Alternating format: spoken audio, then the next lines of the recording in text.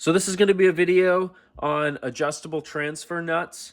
These are the ones I have, OEM Yamaha genuine parts. They're made of aluminum. I'll give you an up-close view here. There's a non-threaded end. There's a little rubber O-ring on this side. And then there's a threaded end with a little rubber O-ring. As you can see, I already have one installed on my control rod. Here's the original packaging. It's you can see they were $50.95 back in the day. Here's the part number. They're called Yamaha Quick Nuts. Here's what the front of the package looked like back in the day. So I had a brand new set that I bought off somebody. But basically, there's a few benefits to having these quick adjustable nuts. So I want to start off by saying that these are from my 2003 Yamaha Viper. The Viper did come with adjustable control rods, or they're technically called control rods, but people call them transfer rods. I call them transfer rods. They mean the same thing. The Viper came with adjustable control rods. That's what these two nuts are on right here. This is what it would look like when it came from the factory stock. And then this is what it would look like with the aftermarket Yamaha Quick Nuts. Your control rods are what's going to determine the amount of weight transfer that you have under acceleration. So the amount of weight transfer that's going to happen is controlled or determined by the amount of upper gap that you have in your control rod, right, as you can see right here. So the benefit of the quick adjust Yamaha nuts is that you can quickly adjust the amount of weight transfer that's going to happen when you accelerate, depending on the type of riding you want to do that day or how you want the sled to handle while you're already out riding.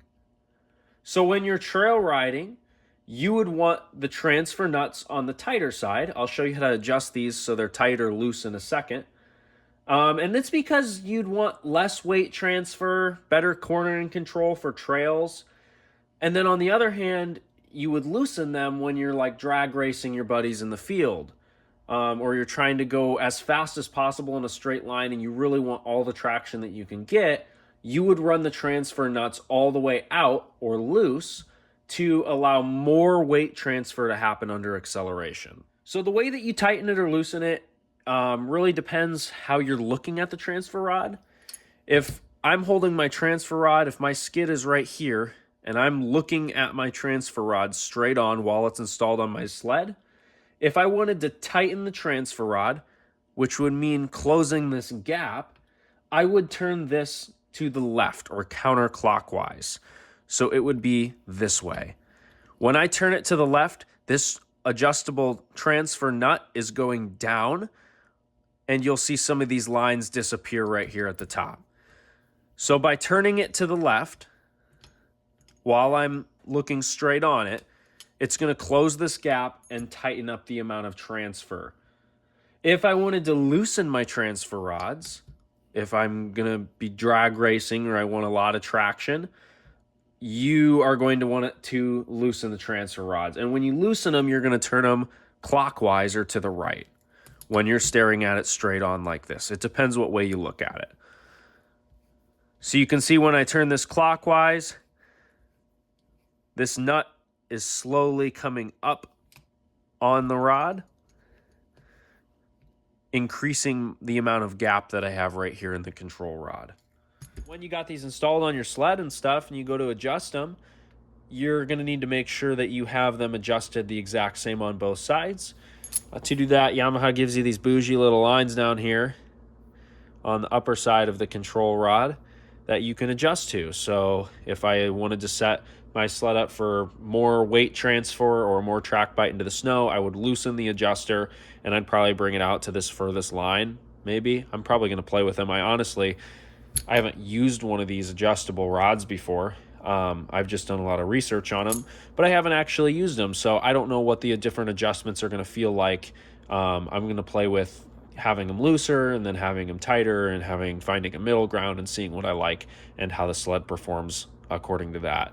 But when I go to adjust them, I'm going to use these little lines. So let's just say I might want to use the very last line. I want to set it up for a lot of transfer. I'm going to have these adjustable nuts really loose. I am going to use this last line, so I would line this up with the last line and then come to the other side and use those same lines for reference when I'm adjusting this side. When you want to go to install it, this is everything that you're going to need to install these adjustable nuts onto your control rods. Everything you see here is something that I'm going to use. The only thing you don't see here is a bench vise, and I'll show you what I use that for. I basically just use it to hold the control rod while I'm loosening this bolt down here and then these two nuts right here. The very first thing you're going to want to do is you're going to want to separate the control rod. It comes apart into two pieces. So I'm going to set this one aside just for a minute, and I'm going to separate this. I have a 14 millimeter socket on a ratchet, and that's for this bolt right here. There is a couple of little plastic washers. This one's actually, I pulled this off of a sled and it's actually missing the plastic washer. So this one's probably been apart before because somebody didn't put that plastic washer back in. But I have two brand new plastic washers for it. I put two brand new ones on this one too. This is what the old ones looked like. They were pretty brittle and yellow. Here's the part number for those. What I use the vise for is I put this end and I clamp it in a vise. That way when I'm turning this bolt, this can't turn. So I'm gonna go ahead and put this in my vise really quick. This is kind of how I have that set up in my vise. As you can see, I just pinch it. I'm pushing the control rod up. Allow yourself room to get a socket in there, I suppose. And then this is gonna be tough to get this nut. But it should break loose. I think I had to use a breaker bar on the last one. Yeah, let me get a breaker bar. Went ahead and grabbed a 14 millimeter wrench too, and I just gave it a really good tug. And it barely budged loose. You can hear how dry it is in there. Hear that? Sounds bad. It's pretty dry in there. So, I'm gonna go ahead, get this loosened up, throw my ratchet back on there. You can see already, I don't know if you guys can see that, how rusty that is. It's been in there a while and hasn't been taken out in a long time either. So I'm gonna go ahead and unscrew this. So after you unscrew the bolt all the way, like I said, that one's very rusty. It looks like all the threads are okay. We might be able to fix those up a little bit. There's going to be a metal washer and then that plastic washer that I gave you the part number for earlier. And then the control rod is literally going to separate into two. Remove this out of the vise and then get my camera moved back over here. What I like to do at this step is just clean everything up a little bit. Take a couple towels. There's a bunch of grease on there that I can kind of wipe off with one towel and get it nice and dry. And then the end, you can see those threads are pretty rusty in there. They all look okay though. None of them are stripped out or anything. I like to dry some of this off. Later, I'll kind of take a towel and a screwdriver and clean that hole out in there. But for now, this will do us just fine. Now our goal is to get these two nuts off of this. This is one long shaft that goes all the way through, and then the nuts are just locked together. Before I do that, I'm gonna clean up this bolt. I have a new one of these plastic washers, so I won't be needing that. And then this washer looks fine. With me, I might clean it up just a little bit. But I really wanna give this bolt some attention and see if we can get this back to a good enough shape where I'm comfortable putting it back in my sled. In order to clean that up, I suspected it was going to be rusty, so I had this out. This is my die set. It is this bolt size. I already found the size for you guys. It's an M10 times 1.25. And I'm just going to put a little rapid tap on the bolt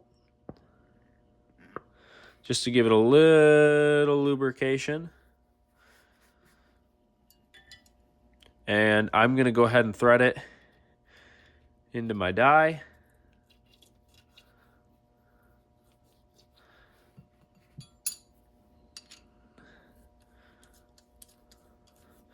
And I'm going to clean those threads up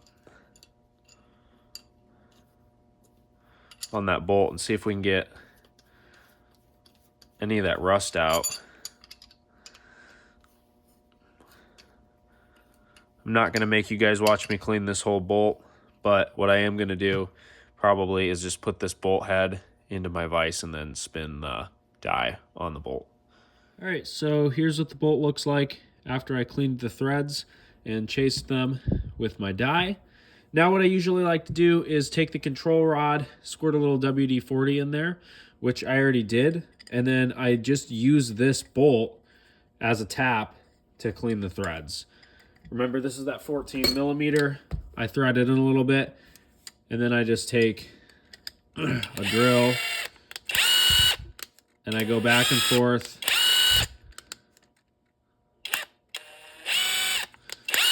With that bolt, just using it as a tap to clean out the threads inside of the control rod.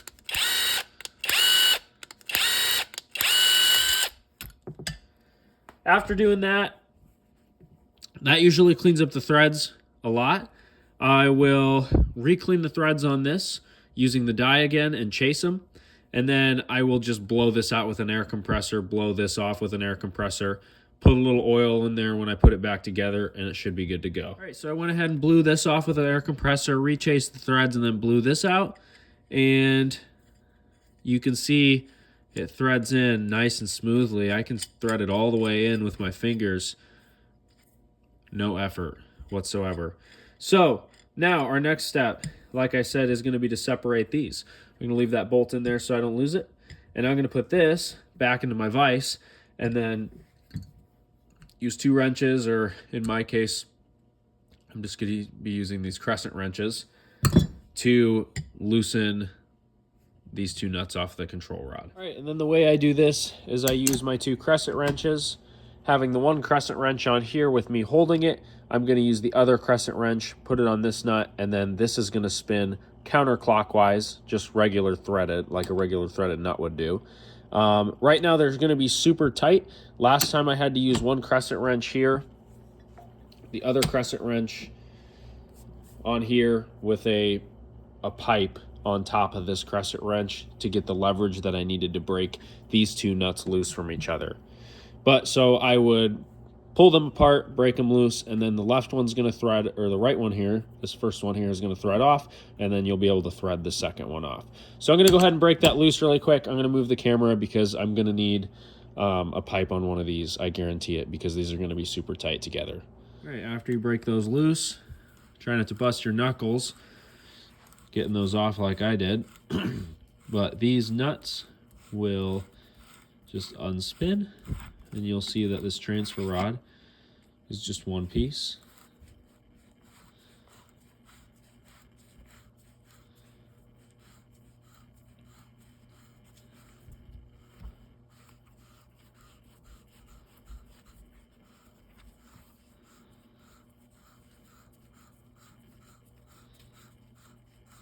Some rust in there.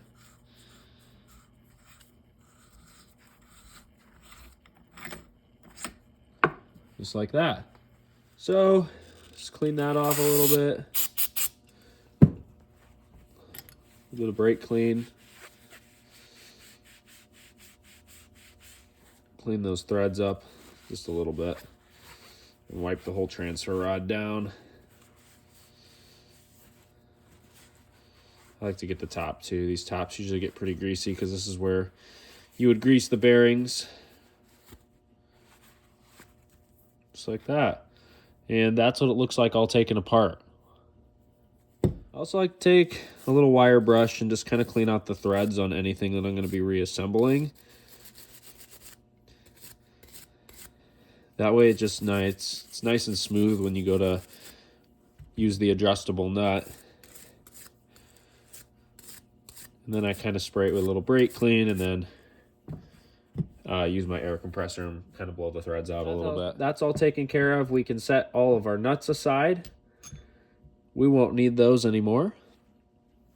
And let me get myself organized here just a little bit.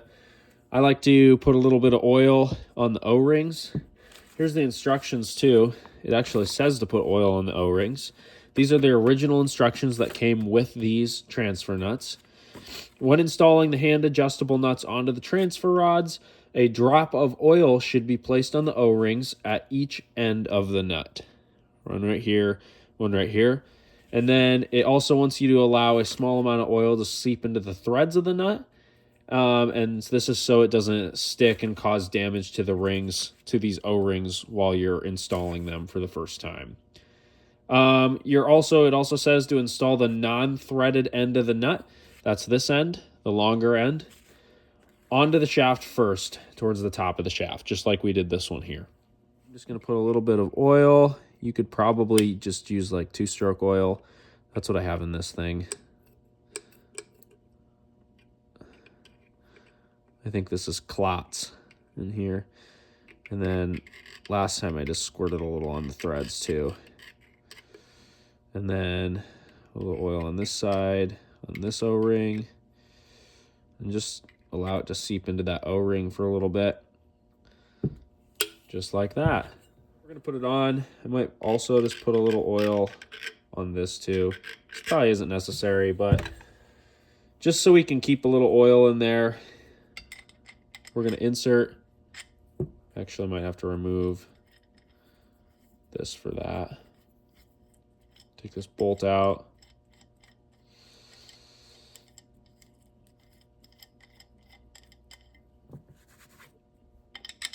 Slide it on. When you initially go to put it on, it's going to feel like you're going to rip that O-ring out. So just be careful with it. I kind of do a little twisting motion.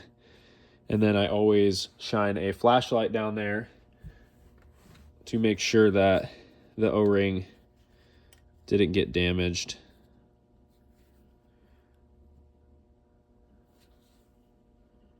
Looks like it's okay.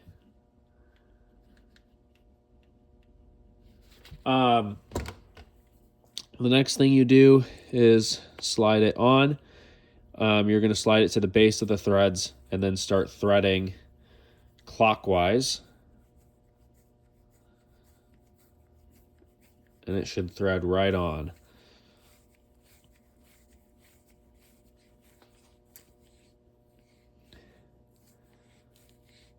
There we go.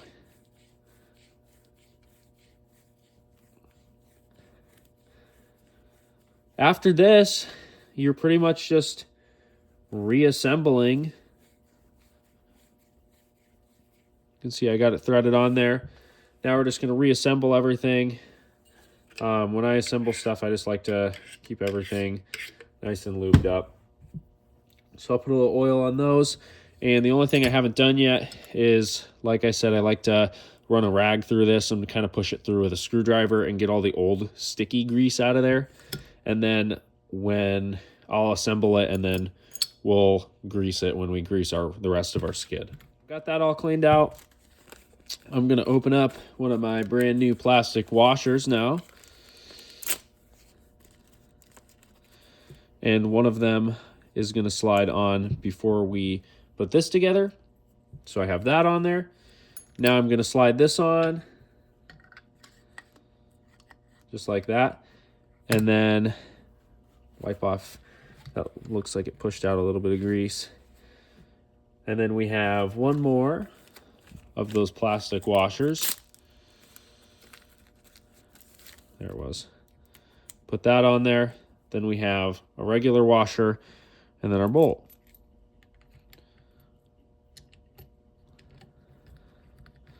Just like that. And then after you screw this bolt all the way in, that's it for the transfer rods. They are ready to be installed back on my skid, both of them. I might grease them up before I put them in there, just so I can wipe them clean easier. But I'm going to go ahead and screw this in.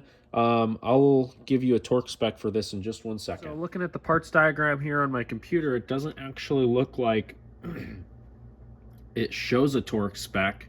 This is the 2003 Viper service repair manual. It's just like a PDF, but it looks like it doesn't actually show the torque spec. We're looking at this bolt here. That's bolt number 35, and it doesn't show a torque spec for it in the service manual. So I'm probably just going to do mine tight. That being said, if somebody has a torque specification or they know that for some reason, please leave a comment and let me know what that is. Other than that, I'll go ahead and tighten both of these up. You can see I haven't tightened this one up either. I'll go through the bushings on the end of these control rods, make sure they're still in good condition, put some new ones in there if they need it, and then put them back on my skid, and then my skid is pretty much ready to be back installed into my sled again. Anyways, I hope this video helped. I hope it clarified if anybody has ever wondered about these adjustable transfer nuts. I hope it made some clarifications to you on how to install them, what they're actually doing, and how you adjust them and how they actually work. Other than that, if you have any questions, leave a comment. You can find me in the Facebook groups. Have a good day.